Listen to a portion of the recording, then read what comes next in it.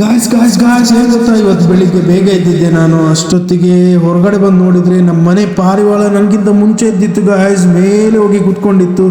ನನಗೆ ಹಸುವಾಗೋದಕ್ಕೆ ಶುರುವಾಯಿತು ಅಂತ ನಾನು ಹೊರಗಡೆ ಹೋಗಲಿಕ್ಕೆ ಪ್ಲ್ಯಾನ್ ಮಾಡ್ತಾ ಇದ್ದರೆ ಗೇಟ್ ಹತ್ರ ನಮ್ಮ ಬಾಡಿ ಗಾರ್ಡ್ ಮಲಗಿದ್ಲು. ಎಂಥ ಇರಿಟೇಷನ್ ಅಲ್ವಾ. ಇಷ್ಟೊತ್ತಿಗೆ ನಾನು ಬೇಗ ಬೆಳಿಗ್ಗೆ ಎದ್ದಿದ್ದೇನೆ, ಬಟ್ ಇವಳು ಇನ್ನೂ ಎದ್ದಿಲ್ಲ ಅಂತ.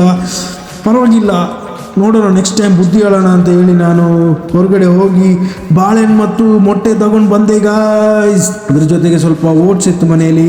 ಓಟ್ಸನ್ನು ಬಾಳೆಹಣ್ಣು ಜೊತೆ ತಿಂದು ಮೊಟ್ಟೆ ಬಾಯ್ಲ್ ಮೊಟ್ಟೆನ ತಿಂದು ಮತ್ತೆ ಸ್ವಲ್ಪ ಹೊತ್ತು ಮಲಗಿ ಎದ್ದು ಹೋಗಿದ್ದು ಕುಷ್ಕ ತಿನ್ನಲಿಕ್ಕೆ.